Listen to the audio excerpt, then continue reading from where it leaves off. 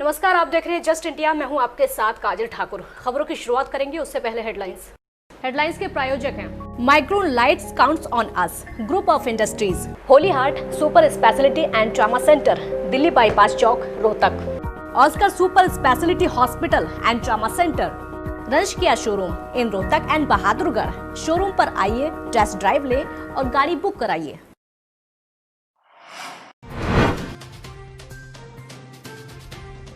देश में 3 लाख के पार कोरोना संक्रमित, 11,458 कोरोना के नए मामले आए सामने। हरियाणा में 6,000 पार कोरोना के बीमार। मोदी सरकार के पार्ट 2 का 1 साल हुआ पूरा। रोहतक सांसद अरविंद शर्मा ने डोर टू डोर पहुंचकर गिनाई उपलब्धियां। 14 जून को होगी वर्चुअल रैली। एक्शन में दिखे आयुक्त प्रदीप गोदारा। नगर निगम की टीम ने लोगों को किया जागरूक। पार्क में बिना मास्क वालों को बांटे गए मास्क।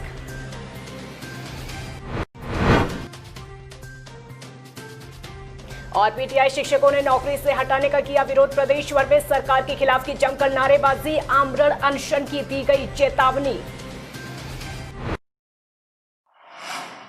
खबरों की शुरुआत इस वक्त की बड़ी खबर के साथ करते हैं और बड़ी खबर पलवल से है। कोरोना को लेकर पलवल से बड़ी खबर आपके सामने। आज 5 नए कोरोना पॉजिटिव मामले सामने आए हैं। संक्रमितों का आंकड़ा 200 के पास यहां पहुंच चुका है। जिले में कोरोना से एक की मौत अब तक हो चुकी है। 77 मरीज ठीक होकर अपने घर जा चुके हैं। बड़ी खबर पलवल से आपके सामने। कोरोना को लेकर 5 नए मामले जिले में सामने आए हैं। संक्रमितों का जो आंकड़ा है वो 200 के पास पहुंच चुका है। जिले में कोरोना से अब तक एक व्यक्ति की मौत हो चुकी है। 77 मरीज ठीक होकर अपने घर पहुंच चुके हैं।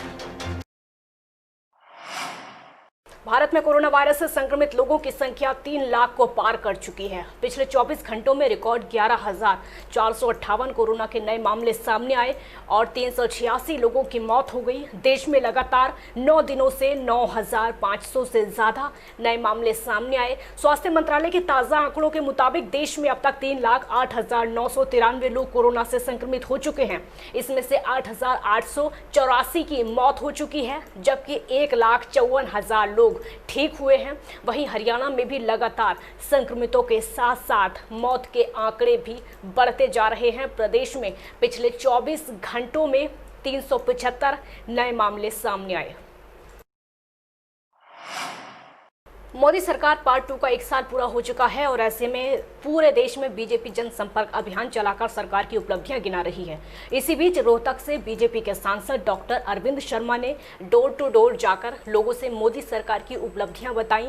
इसी बीच बीजेपी की 14 जून को पंचकुला में वर्चुअल रैली होने जा रही है, जिससे लोगों को जोड़ने के लिए प्रदेश भर के सभी पदाधिकारियों और प्रमुख कार्यकर्ताओं समेत लाखों लोगों को जोड़ने की योजना बनाई जा रही है। डोर टू डोर लोगों के घर पहुंचते वक्त डॉक्टर अरविंद शर्मा ने कहा कि ऑनलाइन वर्चुअल रैली को केंद्रीय मंत्री नरेंद्र तोमर, राष्ट्रीय महासचिव और प्रदेश प्रभारी डॉक्टर अनिल जैन, प्रदेश के मुख्यमंत्री मनोहर लाल खट्टर और बीजेपी प्रदेश अध्यक्ष सुभाष बराला संबोधित करेंगे। सांसद शर्मा ने कहा कि हरियाणा के राजनीतिक इतिहास में पहली वर्चुअल रैली हो रही है। कोरोना महामारी के संक्रमण में पूरी दुनिया को घरों में कैद करने के साथ साथ आम आदमी से लेकर खास आदमी तक की जीवन शैली को बदल कर रख दिया है। ऐसे में राजनीतिक पार्टियां भी इससे अछूती नहीं हैं और बीजेपी तो अपने राजनीतिक अभियानों के जरिए आम आदमी के बीच रहने वाली पार्टी है।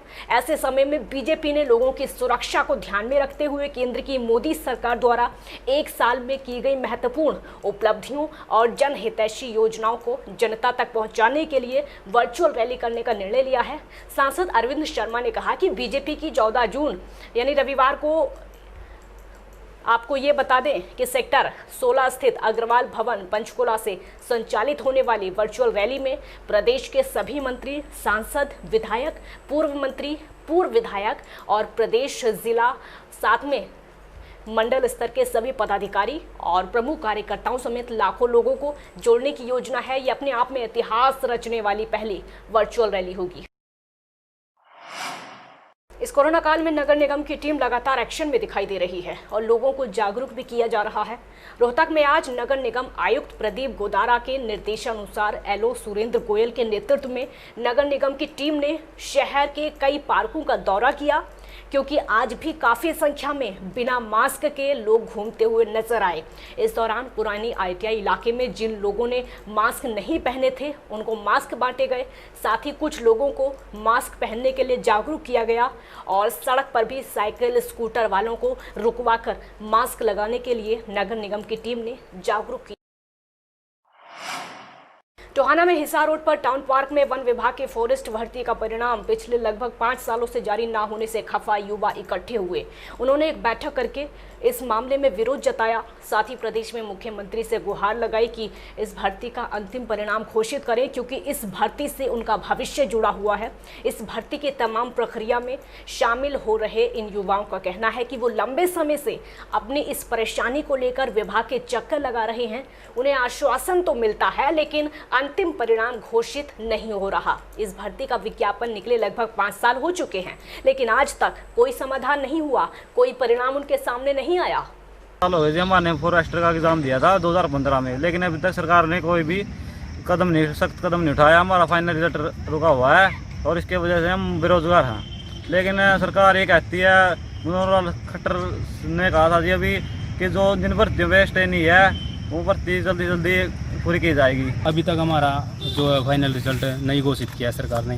हम चेयरमैन के भी जा चुके हैं, कम से कम 50 बार चेयरमैन के हिसाब से मिल चुके हैं। हमको यही आश्वासन दिया जाता है कि कल को आ जाएगा, परसों को आ जाएगा, आज आ जाएगा 10 बजे, लेकिन 1 साल होगा सर ये धक्के खाते हुए, आज तक फाइनल रिजल्ट नहीं दिया। तो 2015 में एक एडवर्टाइजिंग आती है 12/2015, जिसके अंदर टोटल 12 पोस्ट होती है, जिसमें से 11 कंप्लीट कर लिए, फाइनल रिजल्ट आ गया, ज्वाइनिंग हो चुकी है। लेकिन एक कैटेगरी नंबर 12 है जिसके अंदर फॉरेस्टर पद है, उसके अंदर 112 पद हैं टोटल। लेकिन अभी तक गवर्नमेंट या HSSC कमीशन हमारा रिजल्ट नहीं निकाल रहा है। हम सब जगह मिल चुके हैं, सीएम तक हमारी बात जा चुकी है, लेकिन सीएम भी कोई स्टेटमेंट नहीं दे रहा भर्ती को लेके। प्रदेश सरकार द्वारा हटाए गए PTI शिक्षकों ने सरकार की नीतियों के खिलाफ जमकर नारेबाजी करते हुए मुख्यमंत्री और उप मुख्यमंत्री के नाम खंड शिक्षा अधिकारी को ज्ञापन सौंपते हुए उन्हें दोबारा बहाल करने की मांग की है। सरकार को चेतावनी देते हुए कहा कि अगर PTI शिक्षकों को वापस नहीं लिया गया तो वो आमरण अनशन जैसे आंदोलन से भी पीछे नहीं हटेंगे। 22 तारीख को हमारा लेटर निकाल के उसी टाइम लेटर को एक चालाकी के तहत रोक के फिर 1 तारीख शाम को लेटर दोबारा एक्टिव करके एट ए टाइम मौखिक आदेश दे दिए। रातों रात हमारे PTI साथी को रिलीव कर दिया गया। ये कौन सी धारा, कौन से कानून में लिखा हुआ है? ये खट्टर सरकार से मैं पर्सनली पूछना चाहती हूँ। अगर वो ज्वाइन करवाने की बात आती है तो क्या वो रातों रात ज्वाइन करवा लेते हैं हमारे कर्मचारियों को? दूसरी, हमारी जो महामारी कहती है सरकार, हमारे माननीय सुप्रीम कोर्ट का फैसला था, उसको भी फॉलो नहीं किया। इनकी भर्ती में जितने भी लोग लगे हुए हैं वो अपनी योग्यता के आधार पर इनको भर्ती किया गया है, लेकिन इनका केस कोर्ट में चला गया और सुप्रीम कोर्ट का डिसीजन आ गया कि जो ये शारीरिक शिक्षक हैं ये बिल्कुल सही हैं, इनकी भर्ती बिल्कुल सही है, लेकिन इनको भर्ती करने वालों ने जो गलतियां की हैं वो गलत है, भर्ती करने का तरीका गलत है।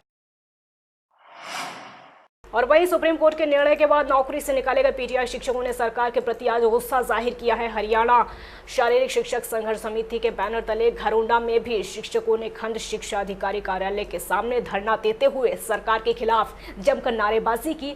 संघ के पदाधिकारियों ने SDM कार्यालय में जाकर नारेबाजी की और प्रदेश के मुख्यमंत्री के नाम SDM को ज्ञापन सौंपा। संघ ने स्पष्ट शब्दों में चेताया है कि अगर शिक्षकों को फिर से बहाल नहीं किया गया तो सरकार को कड़े विरोध का सामना करना पड़ेगा।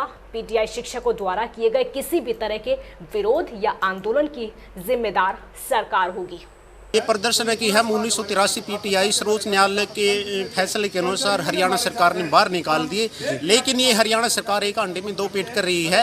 अगर ये चाहे तो हमारे को रख सकती है। पहले भी इन्होंने अपनी संवैधानिक शक्तियों का प्रयोग करते हुए कर्मचारियों को ज्यों को त्यों बरकरार बना करके रखा। वो भी सर्वोच्च न्यायालय का फैसला था। चाहे 3206 PTI, चाहे अर्धसैनिक बैल के जवान हो हमारे, और चाहे पटवारी हो, हमारी नौकरी बरकरार रखी जाए। आज तो हमने ज्ञापन दिया है, सरकार तक एक चेतावनी का मैसेज पहुंचा है कि PTI सड़क पे उतर गए हैं। अगर हमारी ये बात ना मानने की दोबारा बहाल ना किया गया तो यहाँ पे हम यहाँ पे पूरा मतलब प्रदर्शन करेंगे, सड़क पे उतरेंगे, घेराव करेंगे, जितने एमएलए एमपी हैं, जितने सरकार के नुमाइंदे बैठे हैं, सबको घेरेंगे हम यहाँ पे। जी, तो वजह क्या रही? अचानक हटा दिए गए सभी? अचानक हटा दिए, जबकि सुप्रीम कोर्ट का ये था कि रिलीव ना किया जाए, अब भर्ती जब तक डेट नहीं आती, तो कोर्ट से तेज हमारी ये सरकार है जो कि कोरोना में इस चीज़ का महामारी का फायदा उठा गया बीच में, ना कोई कर्मचारी आगे जाके अपील कर सके, ना दलील कर सके, यहाँ के यहीं पे उन्होंने उनके ऊपर रिलीविंग लेटर देकर सड़क पर छोड़ दिया।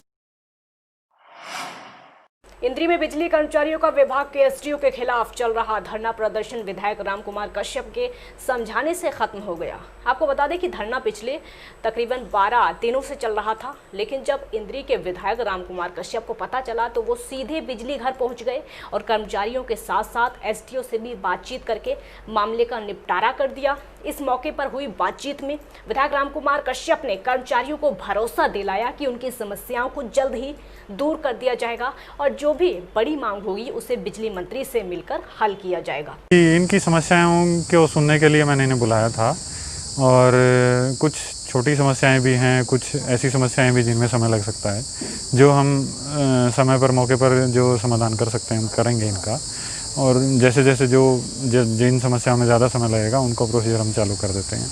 कोशिश रहेगी इनकी जल्दी से जल्दी सारी समस्याएं सुलझा दें। विधायक जी ने हमें पूरा आश्वासन दिया है कि जो मंत्री साहब की लेवल की जो समस्याएं हैं वो उन्हें अपने लेवल पर टेकअप करेंगे ताकि जल्दी से जल्दी उनका समाधान हो। मेरे संज्ञान में आया था भी कोई कर्मचारियों की कोई समस्या है, उसको लेकर के ये थोड़ा समस्याओं को लेकर के वो अपनी मांग रख रहे थे और मुझे पत्रकारों के माध्यम से पता लगा अभी 14 दिन से। जब मुझे पता लगा, रेस्ट हाउस में था, तो मैं उसी टाइम वहाँ से आकर के इनकी समस्या सुनने के लिए यहाँ आ गया। तो मैंने इनकी समस्या सुनी, एसडी साहब से बात करी, बातें काफ़ी हैं इनकी, पर बाकी वो मैंने एसडी साहब से बात करी कि जो मांगे हैं समस्या हैं वो उनके जल्दी ही निपटारा कर दिया जाएगा। कुछ समस्याएं ऐसी हैं जो मतलब मंत्री के लेवल की हैं, तो मैंने कापी ले ली है इनकी मांग पत्र की, तो मंत्री साहब से मिलकर के पावर मिनिस्टर से जो उनके लेवल की उन समस्याओं का समाधान करने का काम करेंगे। जो छोटी छोटी समस्या हैं वो तो एसडी साहब ने बोली दी है, वो उनको अभी उनका समाधान कर। खबरों के प्रायोजक थे Pramod trading company, tiles, sanitary ware, Ghanipura, Jhajjar road, Rohtak. Asian colour coated स्पात limited. Be Fast Fit, India's fastest growing fitness chain, now at Rohtak D Park.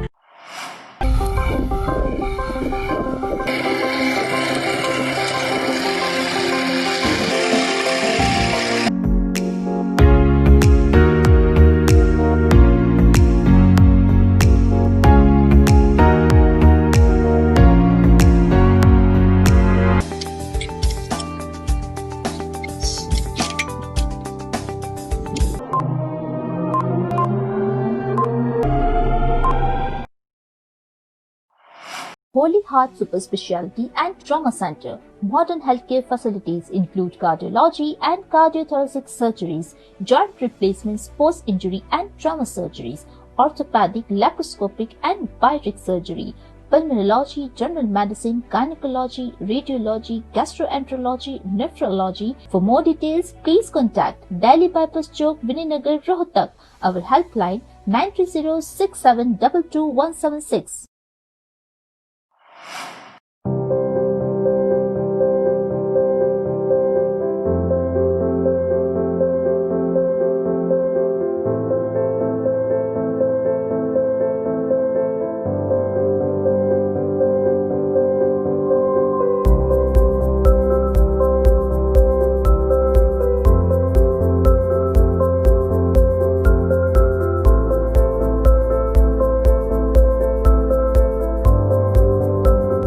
Offer का लाभ उठाने आइए IFV point Rohtak, Sonipat road near railway crossing, Rohtak.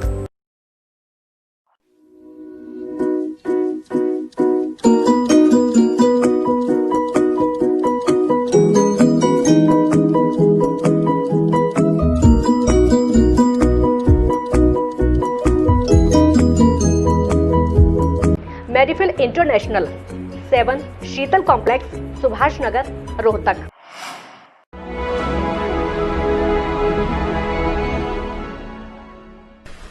चाचा, आपने नया घर बनवाया है तो घर की छत पर कौन सी शीट लगवाई है? बेटा, मैंने अपने घर की छत पर एशियन शीट लगवाई है क्योंकि क्योंकि वो कभी न मिटने वाले ओरिजिनल निशान की चादरें हैं। साथ में ISI का चिन्ह, 5 साल की वारंटी के साथ साथ पैसों का सही मूल्य देने वाली वही इकलौती शीट्स है।